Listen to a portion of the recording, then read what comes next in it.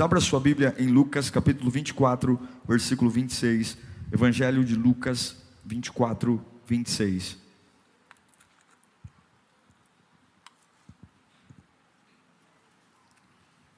O tema do meu sermão é: isso ninguém te contou. Eu me lembro, ainda criança, o dia que eu tive a noção de que a gente ia morrer e que meus pais iam morrer. Não sei se vocês já passaram por isso, mas o dia que eu lembro que eu estava tomando banho, viajando ali no banho e tal, devia ter sei lá quantos anos, criança, e caiu a ficha de que eu ia morrer um dia e que meu pai e minha mãe iam morrer um dia. Nossa, eu comecei a chorar. Me lembro uma vez também quando eu entendia como se fazia bebê. Eu entendi como é que os bebês eram feitos. Eu lembro que eu fiquei com muita raiva do meu pai e da minha mãe. Eu falava: não é possível que vocês fazem isso. Não é possível que meu pai faz isso com a minha mãe. Eu lembro que eu era criança também, fiquei com muita raiva nesse dia. Alguém já passou por isso também? Só eu? São informações que mais cedo ou mais tarde a gente fica sabendo, mas coloca na nossa cabeça uma fantasia tão, né? É a cegonha, né? É a fada, né? Sei lá o que mais. É o repolho, né? Tem negócio do repolho. É repolho? Que acha a criança no repolho, nasce do repolho, né? Mas não. Aí quando a gente descobre a realidade, a gente fala: ah, meu Deus. Eu queria falar com você hoje algo que normalmente a gente não gosta de ouvir, mas para mim a vida é como uma mulher que esqueceu a panela no fogo, ou deveria ser. Como é uma mulher que esqueceu a panela no fogo? Seja lá onde ela estiver, ela desembesta e sai correndo. O filho pode chamar, o marido pode chamar, o vizinho, o telefone pode tocar, ela só vai em direção ao fogo porque ela quer desligar a panela. Se nós tivéssemos a cabeça, ou pensássemos como uma mulher que acabou de se ligar, que esqueceu uma panela no fogo, a gente teria tantas conversas paralisadas, tantas pessoas ignoradas, porque simplesmente ter a panela no fogo não me dá tempo para falar sobre mais nada, ou ir para mais nenhum outro lugar. Eu queria falar com você hoje sobre isso ninguém te contou. Vamos lá então, Evangelho de Lucas capítulo 24, versículo 26, diz assim: não devia o Cristo sofrer estas coisas para entrar na sua glória? Eu vou ler novamente. Não devia o Cristo sofrer estas coisas para entrar na sua glória? Apenas esse texto. Senhor, fala conosco nesta noite. Muito obrigado porque tua presença está aqui. Muito obrigado porque temos irmãos espalhados pelos 4 cantos desse país, irmãos fora do país também. Muito obrigado por aqueles que estão aqui na igreja, seja aqui dentro, no hall, aí na esquina, na tenda, pessoas que vieram direto do seu trabalho, depois de um dia corrido, mas estão aqui para te ouvir. Quantos outros estão aí, meu Deus, ansiosos para ouvir tua voz, voz que trata nosso coração, que acalenta a nossa alma. Fala conosco, Pai, nesta noite, em nome de Jesus, amém, amém. Todo mundo sabe que vencer, ou ter uma vida que vale a pena, não é uma tarefa fácil. Tem muitas coisas no reino de Deus que não dependem da gente, é Deus que faz. Por exemplo, a transformação do nosso coração. Qual é o homem que consegue transformar seu próprio coração? Ninguém. Qual é o ser humano que consegue ver as suas culpas sendo tiradas e receber liberdade? Ninguém. É obra do Espírito Santo. Qual é o ser humano que consegue ter força diária para suportar absolutamente tudo? Ninguém. Se não for o Espírito Santo, a gente não aguenta. Mas tem coisas que dependem de nós. Tem coisas que não é fruto de sorte do Espírito Santo, mas tem coisas que é fruto de uma escolha diária. E eu percebo que se o próprio Cristo Como diz Lucas 24, 26, para entrar na sua glória, convinha, ou seja, precisou que ele padecesse. Quem dirá nós? Mas uma coisa que eu aprendi é que vitória não é um mantra. Sabe o que é mantra? São palavras positivas que as pessoas repetem, e elas acreditam que pelo tanto repetir, elas trazem do universo força. Eu não creio que vitória é um mantra, mas eu creio que vitória é uma escolha. Eu creio que quem vence, vence porque escolheu vencer. Eu creio que quem supera, supera porque escolheu superar. Eu creio que quem desponta na vida, ou quem tem uma experiência com Deus, é uma escolha. Deus faz a parte dele, mas a nossa parte, ela vem de uma escolha. E eu creio que vitória está muito relacionada ao quanto eu estou disposto a trabalhar, renunciar, o quanto eu estou disposto a me entregar. Porque tudo, como eu falo sempre aqui, tudo que vale a pena tem um preço. Por que convinha Jesus padecer? Porque o preço da glória que a ele foi entregue foi proporcional ao sofrimento que ele teve. Foi dado a Jesus uma glória nunca antes vista, porém ele sofreu e renunciou como ninguém nunca sofreu e renunciou. A honra, ela sempre é proporcional à renúncia. E eu quero dizer para você algumas coisas que talvez a religião não te contou, talvez no sermão de alguns pastores não constam. Eu dificilmente elenquei todos esses pontos no único sermão, mas é algo que a gente precisa. O mesmo choque que eu tive quando descobri que ia morrer e que meus pais iam morrer, o mesmo choque que eu tive quando descobri como é que fazem bebês, eu preciso ter esse choque. Vou te dar um exemplo. As coisas que mais me perguntam é: pastor, fale sobre o divórcio, fale sobre o divórcio, fale sobre o divórcio. Ok, vou falar sobre o divórcio agora. Pregue sobre o divórcio. As pessoas me perguntam e ficam bravas comigo quando eu dou minha opinião.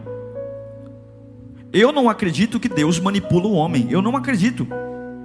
Eu não acredito que Deus, para agradar você, vai trazer alguém obrigado que não queira estar com você. Pastor, Deus odeia o divórcio? Óbvio. Deus fez o casamento para o casamento nunca encerrar. Assim como Deus fez o homem para ir para o céu, e o homem, alguns não vão. Assim como Deus fez o homem para ser dele, e alguns homens não são de Deus. Deus fez o casamento para nunca acabar. Pois bem, tem casamentos que acabam. E aí algumas pessoas ficam vivendo de viuvez de homem vivo. Pastor, até quando eu devo orar pelo meu casamento? Poxa vida, até quando tudo estiver nas minhas mãos. Eu não posso, se uma pessoa me deixou, se uma pessoa me abandonou, se uma pessoa não quer estar comigo, ou se uma pessoa já está namorando com outro, eu não posso ficar aqui orando, achando que Deus vai lá pegar aquela pessoa, trazer. Não vai. Porque Deus respeita o livre-arbítrio. E o que eu fiz de errado? Não sei, mas não vai. Pastor Diego, a pessoa que separou, então não pode casar de novo? Não pode casar de novo? Convenhamos. Uma pessoa com 30 anos, 40 anos, 20 anos que passa por um divórcio, você acredita que ela vai passar o resto da vida dela sem ter interesse sexual? Você acredita nisso? Hã? O camarada acabou de separar, tem 35 anos. Você acha que ele vai ficar até morrer sem ter desejo sexual? Claro que não.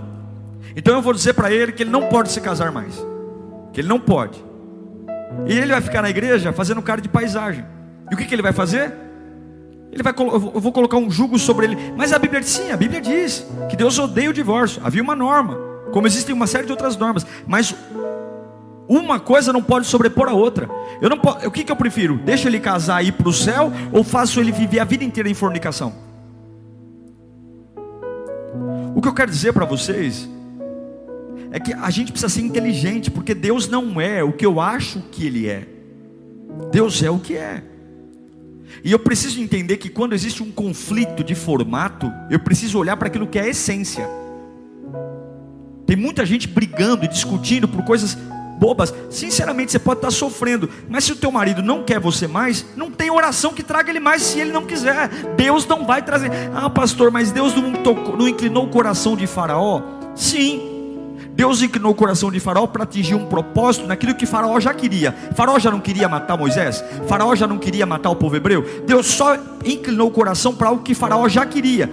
E quando Deus inclinou o coração de Faraó para algo que já queria, quando Deus parou de inclinar, Faraó continuou sendo Faraó, continuou estando onde estava, fazendo o que fazia. Deus não manipulou Faraó, Deus intensificou um sentimento que Faraó já tinha, que era matar o povo hebreu. Veja, eu não estou dando carta branca para divórcio ou para não divórcio.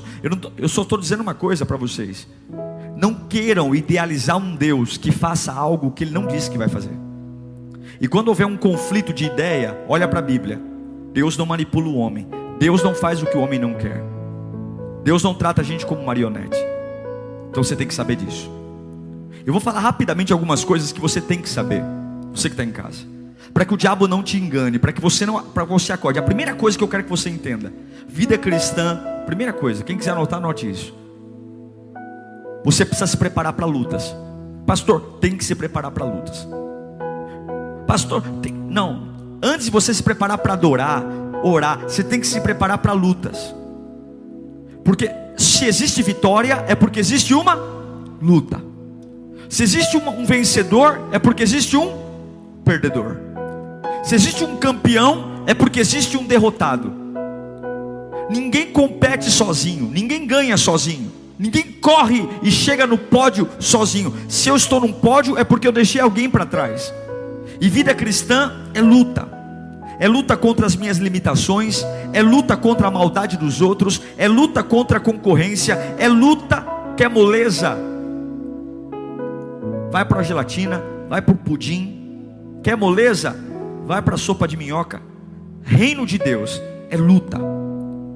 É por isso que eu não consigo conceber pessoas que estão entrando no reino de Deus e o tempo inteiro estão em crise com suas lutas. Eu sinto em te dizer: lutas te acompanharão a vida inteira. Porque o lugar para onde você está indo é um lugar valioso. A presença de Deus é um lugar importante. Que eu saiba, lugares valiosos são desejados por muitos, lugares importantes são desejados para muitos. Uma vida mequetrefe ninguém quer, uma vida vazia ninguém quer. Agora uma vida relevante, uma vida que cumpre o propósito, uma vida que encanta, uma vida que inspira, uma vida que é solidificada não pelo que está na terra, mas pelo que está no alto. É uma vida que é vitraça, é uma vida que todo mundo olha, todo mundo vê. Então prepare-se para lutas. Prepare-se para lutas. Prepare-se. Prepare sua fé para lutas. Prepare sua fé para lutas. Segunda coisa que muita gente não te diz: vida cristã tem tudo a ver com preparar-se para lutas. Segunda coisa: prepare para correr riscos. Vida cristã tem tudo a ver com correr riscos. Perder coisas, perder lugares. Quando Davi vai enfrentar Golias, ele correu risco de vida. Golias era um lutador experiente, temido em todo o Oriente. Davi era um pastor de ovelhas. Ele pega uma funda, pedrinhas e vai enfrentar Golias. Aí você fala: ah, mas Deus estava com ele. Mas você não vê, antes dele derrubar Golias, Deus falando que estaria com ele. Eu não encontro um versículo na Bíblia Deus indo até Davi para motivá-lo, dizendo: ei, vai lá que eu estou contigo. Ei, vai lá que eu vou te usar. Ei, vai lá que eu vou usar suas pedrinhas. Deus em momento algum diz para Davi que estaria com ele, que daria a vitória a ele, que ele sairia guerreiro, vencedor. Deus não revela a vitória. Você não vê nenhum profeta indo em direção a Davi dizendo: eis que o Senhor te dará a vitória hoje. Não tem encorajamento. Eu sei como a história termina. Eu sei que ele derruba o gigante. Eu sei que ele é vencedor. Mas ele não sabia que Deus estaria com ele. Ele não sabia, ele só estava ali por uma causa. E vida cristã, irmãos, é tomar decisões para honrar a Deus, que muitas vezes nós vamos correr riscos. Correr riscos de perder o emprego, correr riscos de perder um bem material, de perder amizades, correr riscos de desagradar pessoas, correr riscos de sermos mal compreendidos, correr riscos de você não pode ter medo. Vida cristã tem tudo tudo a ver com correr riscos, é descer num arraial onde tem algo muito maior do que eu, e Deus não disse que me daria vitória, mas simplesmente porque eu sei que é ali que Deus quer que eu esteja, simplesmente porque eu sei que é isso que Deus espera de mim, é isso que a fé espera de mim, é isso que a minha vida precisa, é enfrentar algo maior do que eu estaria ali, se eu vou vencer ou não, não importa, mas eu estou onde Deus quer que eu esteja. Não calcule os riscos para estar onde Deus quer que você esteja, apenas esteja onde Deus quer que você esteja, apesar de ter riscos, apesar de não ter calafrio na nuca, apesar de não sentir o Espírito Santo, esteja onde Deus quer que você esteja, ainda que você corra o risco de perder. Isso é fé. Fé é estar num lugar que aparentemente eu não vou dar conta, mas é ali que Deus quer que eu esteja, é ali. Você está preparado para correr riscos? Você está preparado para ter uma fé que pode te custar coisas importantes? Ou sua fé é calculada? Ou sua fé é uma fé confortável? Você já perdeu dinheiro por sua fé? Já perdeu amigos? Já foi mandado embora? Isso ninguém te conta. Mas uma fé verdadeira, uma pessoa que tem uma fé verdadeira, ela corre riscos. Sabe o que ninguém mais te conta também? É que uma fé verdadeira leva tempo. Quando eu quero ter uma vida com Deus relevante, isso leva tempo. Essa urgência que é pregada hoje, essa rapidez de milagres, essa pressa de pessoas que ficaram 40 anos servindo o diabo, e agora porque estão 2 cultos na igreja, acham que já estão quase semideuses. Leva tempo. Jesus se preparou 30 anos para exercer 3 anos de ministério. Ele se preparou 30 anos, 3 décadas, para exercer 3 anos de ministério. Davi é ungido rei, e depois de ser ungido rei, ele passa muitos anos, quase 15 anos, fugindo de Saul, mesmo com unção na cabeça, porque uma fé relevante, um processo de Deus leva tempo. E eu sinto dizer para você, eu queria muito que aquilo que você espera receber hoje, você recebesse. Eu queria muito que você já saísse daqui hoje com todos os seus problemas resolvidos, e com toda a sua vida restaurada. Mas uma fé que vale a pena, demora. Uma vida relevante demora. A vida não é um filme onde 1h30 tudo se resolve. Em 1h30 o vilão ganha, depois o mocinho sobe, depois tudo fica bem e acaba feliz para sempre. Uma vida que vale a pena não é um filme de 1h30, não é um seriado de 40 capítulos. Uma vida que vale a pena é uma construção diária. E eu preciso te dizer uma coisa: o reino de Deus combina com tudo, menos com pressa. Porque pressa é algo desequilibrado, é algo que não tem domínio. Pressa é algo que está descontrolado. E se você quer ser vitorioso, você tem que gastar tempo orando, lendo a Bíblia, jejuando, se consagrando. Leva tempo. Leva tempo. A gente quer as manifestações, cantar, pregar, ministrar, ser líder, mas nós não temos paciência de esperar o tempo de Deus na nossa vida.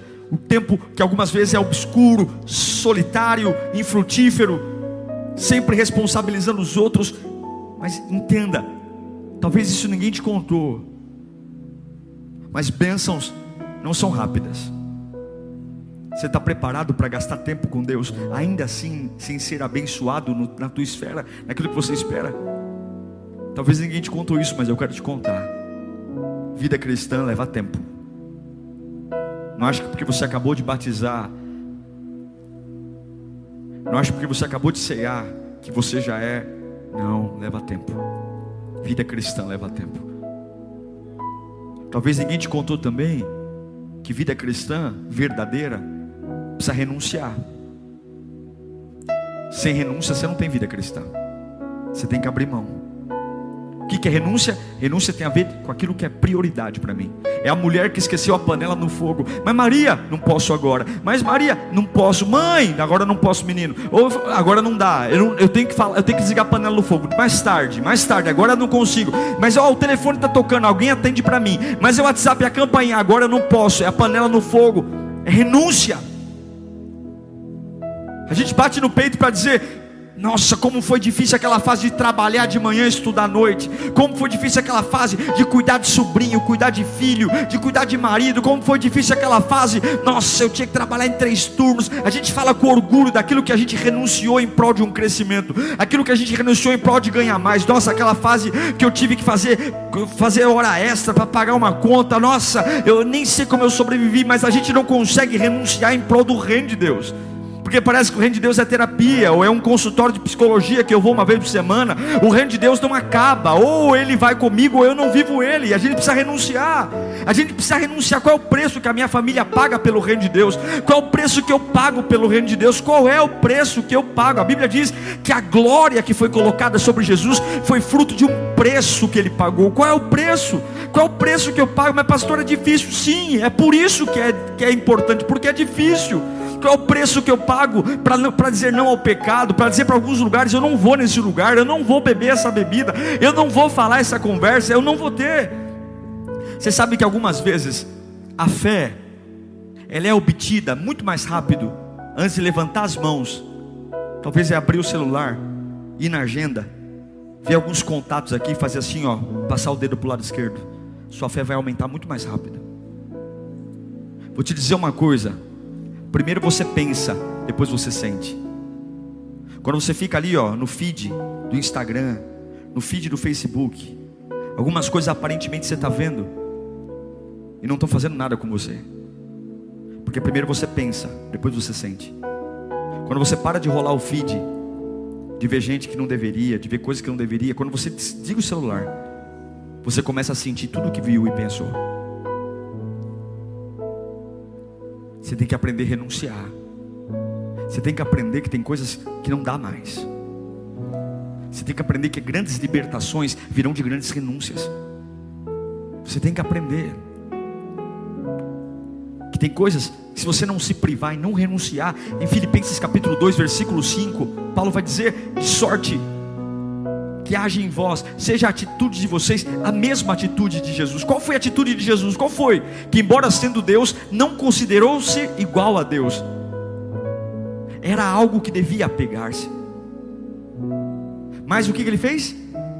Esvaziou a si mesmo, vivendo a ser servo, tornando-se semelhante aos homens. É assim que Jesus fez. E sendo encontrado em forma humana, humilhou-se a si mesmo e foi obediente até a morte de cruz. Essa foi a renúncia. Quer ver a recompensa da renúncia? Filipenses 2:9.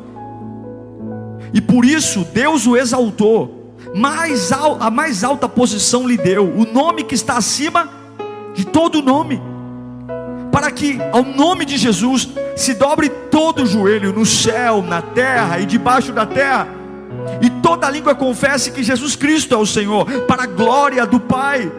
Para que Jesus tivesse um nome acima de todo nome, Ele teve que abrir mão, renunciar como ninguém renunciou. Eu não sei se já te contaram isso, mas essa vida cristã que você quer ter, essa força que você quer ter, esses dons que você quer ter, essa interpretação bíblica que você quer ter, meu irmão, a faculdade não vai te ensinar. Não adianta você querer fazer teologia, não adianta você querer fazer curso especial, não adianta você querer seguir pensadores, não adianta você querer ficar: eu quero ser igual o pastor, eu quero ser igual o fulano, eu quero ser igual o líder, eu quero ser. Você precisa entender qual é o nível de renúncia que eu preciso ter. Eu quero ser um empresário. As pessoas só são acostumadas a olhar para os troféus. Não se interesse pelo troféu de ninguém, se interesse pela cicatriz, porque o troféu sempre está relacionado à cicatriz, o troféu sempre está relacionado ao preço, é o preço que se paga. A família que você quer, há uma renúncia para ela, ao equilíbrio emocional que você quer, há uma renúncia. A pergunta que eu faço é: o quanto eu estou renunciando para ter o que eu quero? Se eu não renuncio nada, se minha vida é tranquila, se eu não pago o preço, se eu não incomodo ninguém, simplesmente eu estou lutando por nada, estou me dirigindo a nada. Porque vida cristã que vale a pena tem renúncia. Durmo menos, oro mais, leio mais a Bíblia, passo mais dificuldades no aspecto de renúncia de tempo, abro mão do conforto, abro mão da Netflix, vou gastar meu tempo em oração, vou gastar meu tempo em jejum, vou gastar meu tempo em adoração, vou trocar minhas amizades, vou ser radical com a minha internet, vou me organizar, vou pagar um preço. E eu duvido um homem e uma mulher que renuncia não ter o poder de Deus exalando na vida dele. Eu duvido um homem e uma mulher que organiza a vida para dizer: eu vou perder, eu vou tirar tudo que me enfraquece e vou focar no no Espírito Santo, vou focar na palavra. Meu irmão, pode segurar em 1 ano, 2 anos, você está voando, tendo revelação espiritual, vendo a Bíblia como ninguém vê, falando o que ninguém fala, porque o meu Deus é galardoador daqueles que o buscam. O meu Deus, Ele recompensa. Não há nenhum patrão maior do que Ele, não há ninguém que faça mais do que Ele. Qual é o nível da renúncia? Não sei se alguém não te disse isso, mas eu vou te dizer. Quinto, vida cristã também precisa de determinação. Determinação é aquele que decide ficar firme. Jesus nunca negociou o que tinha que fazer. O diabo apareceu, Jesus não negociou. Os discípulos ficaram mimizando, uns queriam, outros não queriam. Jesus não renunciou o que queria fazer. O Pedro cortou a orelha do soldado, o Pedro negou, Jesus continuou firme. Veio o sofrimento, Jesus suou gotas de sangue, foi humilhado, preso, injustiçado. Ele não negociou o propósito, ele permaneceu. A família, os amigos de Jesus o abandonaram. Os irmãos de Jesus eram umas pestes. Vai estudar a história dos irmãos de Jesus. Não parou o propósito. Pessoas estranhas, ingratidão, pessoas que ele curou e não vieram agradecer. Você não vai ver Jesus parando em pessoas. Você vai ver Jesus sempre determinado a cumprir um propósito. Fé cristã é uma fé que tem propósito, é uma fé que não para. Sexto, não sei se alguém já te disse isso, mas eu vou te dizer. Fé cristã tem tudo a ver com sofrimento. Tudo a ver. É o versículo que li para você no começo. Convinha que o Filho de Deus sofresse, para que entrasse na glória. Eu quero dizer, sim, você pode ficar doente ainda servindo a Deus. Sim, você pode ficar desempregado servindo a Deus. Isso não é pecado. Ai, pastor, a gente tem que começar a entender que o fato de eu estar servindo a Deus, estar sofrendo, não significa que tem alguma coisa errada. Na nossa cabeça, se eu estou sofrendo, é porque eu dei brecha. Se eu estou sofrendo, é porque eu estou em pecado. Se eu estou sofrendo, é porque alguém... Não, eu posso estar fazendo tudo certo, orando, dizimando, servindo a Deus. Eu posso estar fazendo tudo certo e ainda assim Deus permitir uma fase de sofrimento. Não demonize o sofrimento. O sofrimento faz parte do DNA de um cristão. Eu posso servir a Deus e ainda assim ter fases de tristeza, fases de abandono, fases de abatimento, e está tudo normal. Medo, insegurança. Paulo vai dizer, um dos maiores apóstolos do Novo Testamento, em 2 Coríntios 1:8, olha a expressão de Paulo: irmãos, não queremos que vocês desconheçam as tribulações que sofremos na província da Ásia. Olha o que ele vai falar da tribulação que ele passou, as quais foram muito além da nossa, e a ponto de perdermos a esperança da própria vida. O camarada está servindo a Deus. 2 Coríntios 7, 5 e 6. Pois quando chegamos à Macedônia, não tivemos nenhum descanso, mas fomos atribulados de toda forma, conflitos externos e temores internos. Deus, porém, que consola os abatidos, consolou-nos com a chegada de Tito. O sofrimento é importante, porque graças ao sofrimento, Deus trabalha a nossa humildade, Deus trabalha o nosso coração, e todo o caráter precisa ser tratado no sofrimento. E a última coisa que eu queria te dizer, que talvez ninguém nunca te disse: uma fé cristã, além de sofrer, também passa por derrotas. Pastor Diego, eu saí da minha casa nessa quinta-feira para ouvir isso. Foi assim que eu ouvi quando descobri como faziam bebês. Foi assim que eu senti quando descobri que eu ia morrer, meu pai e minha mãe iam morrer. Uma fé cristã também passa por derrotas. Eu quero dizer para você que você não vai ganhar sempre. Você não vai ganhar sempre. Você não vai vencer sempre. Você não vai ser o primeiro sempre. Todos os homens bíblicos que venceram foram homens que tiveram derrotas na sua trajetória. Você precisa entender que você pode servir a Deus, você pode adorar, e ainda assim você pode sim passar por derrotas. Você pode sim ver Satanás em alguns momentos tripudiando da sua cara. E você tem que entender que uma fé cristã precisa lidar com derrotas. Você sabe perder? Ou você só sabe vencer? Você sabe perder ou você só ganha? Criança é difícil brincar com ela, porque a criança só sabe brincar quando ganha. A criança não aceita perder, ela chora. A sua fé só aceita ganhar.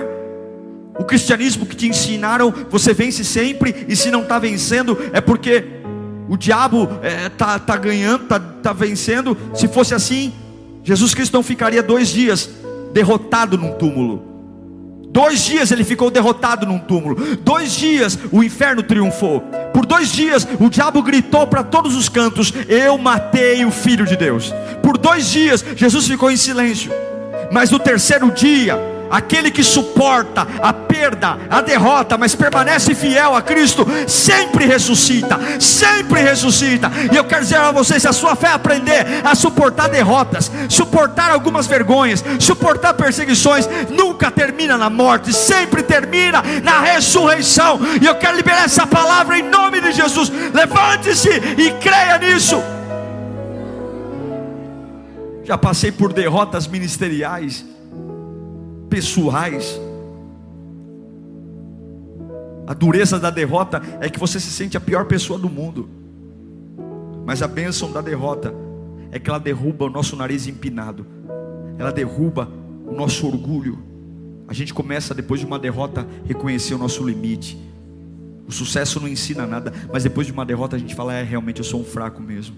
Nossa, realmente eu sou um imprudente. Nossa, como eu sou inocente. Depois de uma derrota a gente começa a olhar para dentro de nós e dizer: puxa vida, como eu sou uma pessoa que não me preocupo com nada. Como eu sou, tem coisas, tem reflexões que só vêm depois de derrota. Tem assuntos que a gente só toca depois de perder. Tem observações sobre a nossa vida que a gente só cai a ficha depois da gente estar lá ensanguentado no campo de batalha, dizendo: eu perdi essa batalha. Mas graças a essa batalha eu vou lembrar quem eu sou, lembrar que eu não tenho, lembrar que eu preciso de Deus. Derrotas ensinam que as áreas que eu sou incompetente, as áreas que eu sou relaxado, preguiçoso. Derrotas ensinam aquilo que eu não sei.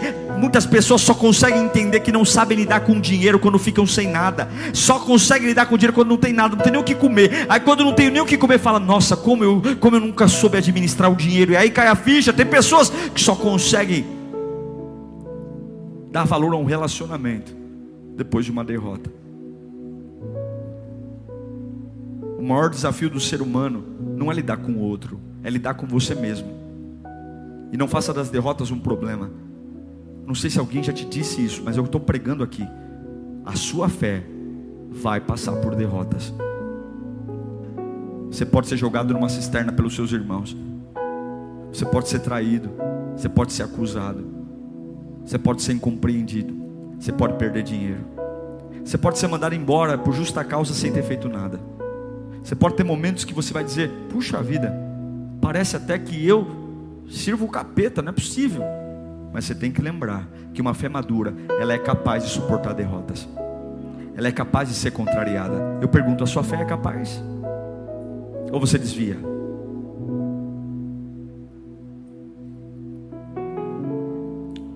Mas a maior vitória que a gente pode ter já foi conquistada pelo preço mais alto a ser pago.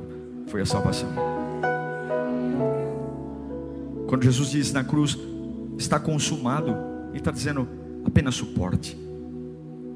Quero relembrá-lo de tudo que eu disse aqui a você, rapidamente. Não sei se alguém já te contou isso, mas primeiro, se prepare para as lutas. Se prepare para correr riscos. Se prepare para gastar tempo. Leva tempo. Se prepare para aprender a renunciar. Se prepare para ser determinado. Se prepare para sofrer. E se prepare para perder. É difícil falar em línguas ouvindo isso. É difícil dizer glória a Deus ouvindo isso. Foi difícil para mim também ficar em paz quando eu descobri que ia morrer um dia. Mas Deus, o reino de Deus não é o que a religião te contou. O reino de Deus é o que a Bíblia ensina. E se você não se preparar para viver isso, Satanás vai engolir você rapidamente, vai arrebentar você.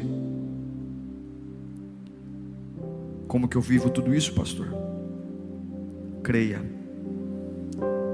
arrependa-se e converta-se. Repita comigo: eu preciso crer, preciso me arrepender e preciso me converter. Eu acredito, eu me arrependo e eu me converto. Prepare a sua fé para isso. Prepare. Talvez esse relacionamento que quebrou, você tem que aceitar que quebrou. Talvez você tenha que começar a liberar a sua fé bloqueando gente do WhatsApp, do YouTube, do Facebook.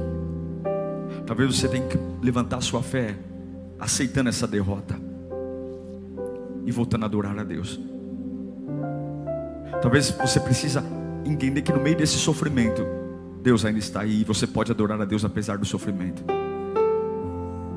Parar de se orgulhar, dizer quanto você trabalha fora, o quanto você faz 3 turnos no emprego, para começar a dizer: eu sou um voluntário, eu sirvo na casa de Deus. A minha vida, ela é uma ferramenta maravilhosa na mão de Deus. Através de mim eu trago pessoas para a igreja, através de mim eu ajudo pessoas, eu prego o evangelho. Eu não estou nem aí se vão olhar para mim com cara feia. Aí eu falo do amor de Deus mesmo, porque evangelho é renúncia, evangelho é paga preço, e a minha vida é uma vida que vale a pena. Eu pago preço. A minha fé é uma fé determinada. Eu estou aqui, ó, está chovendo, eu estou aqui, está frio, eu estou aqui, não tem dinheiro, eu venho a pé, eu estou aqui porque eu pago o preço. Eu fico firme tendo, eu fico firme não tendo, eu pago o preço. Eu não sei se alguém te contou isso, mas a vida que você quer não é uma vida barata. A vida que você quer não dá para parcelar em longos carnês nas Casas Bahia. A vida que você quer é uma vida de sangue, e tudo que Deus deu para nós foi fruto de sofrimento, dor. E se alguém está te oferecendo uma fé barata, essa fé não vale a pena, essa fé é uma porcaria, essa fé é mequetrefe, essa fé o remédio dá. Eu não quero viver o que o remédio faz, eu não quero viver o que a bebida faz, eu não quero ter o que o dia paga,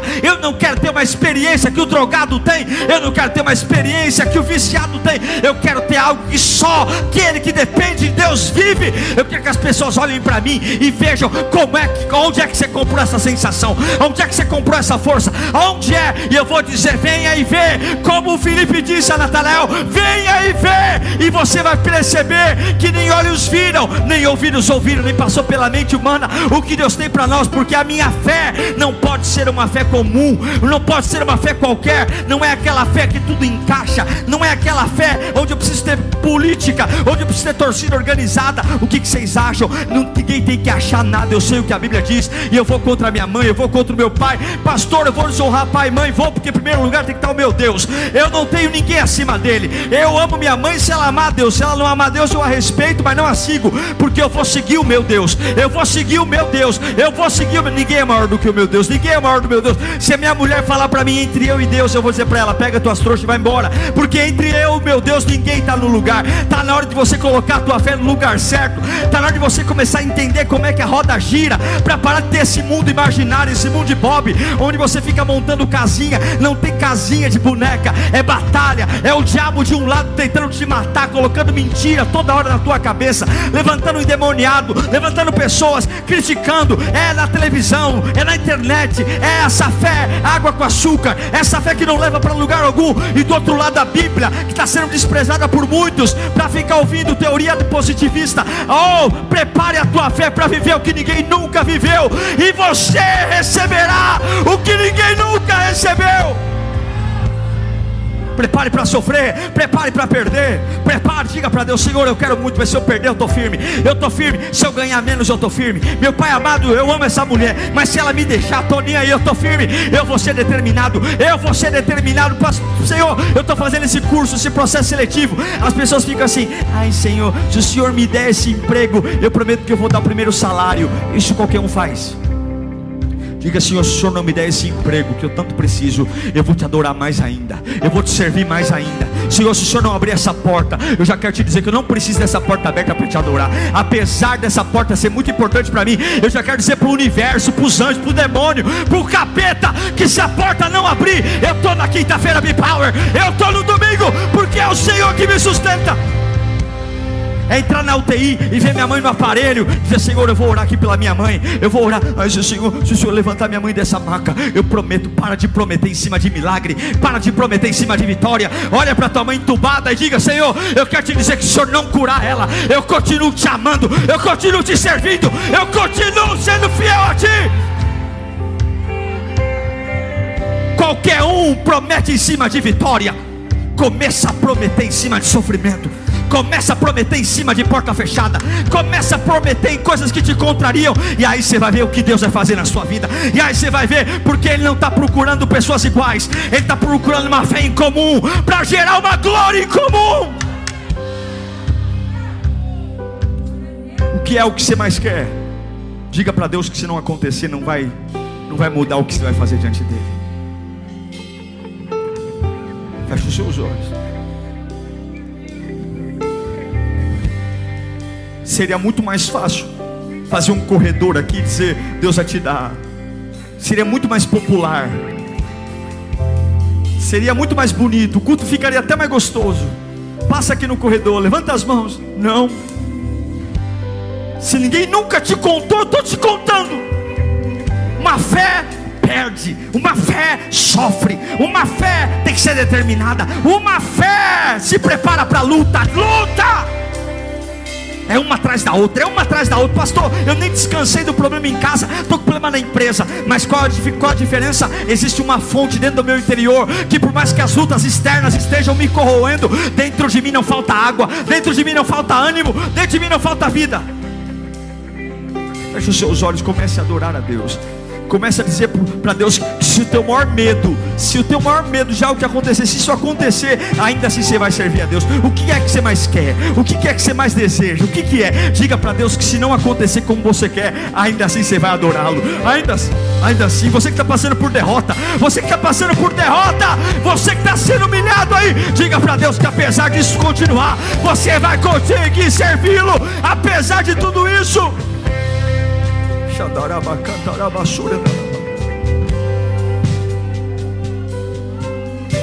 Repita comigo: Senhor Jesus. Você que está em casa, repita para mim: Senhor Jesus. Ninguém nunca me contou, mas o Senhor me fala hoje. Eu me preparo para vencer, meu Deus.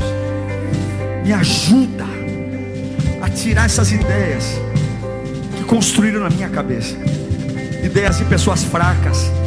Uma fé frágil só se prepara para subir. Eu estou preparando para tudo. Eu não tenho medo de nada.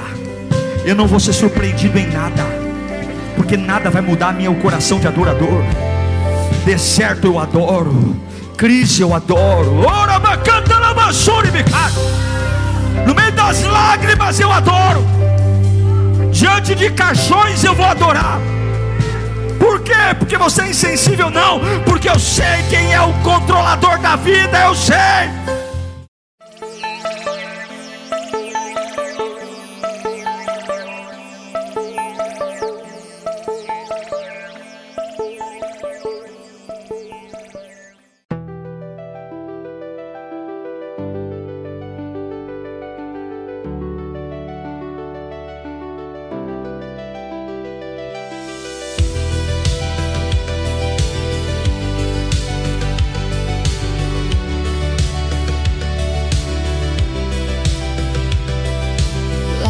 Drift into the night, golden sparks, gentle flight.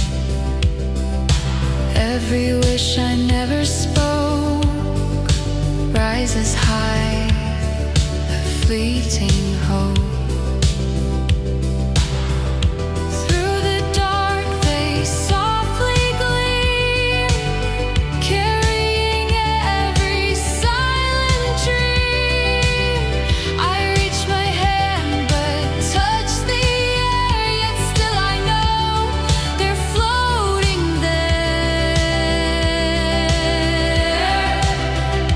Falling lanterns light the sky.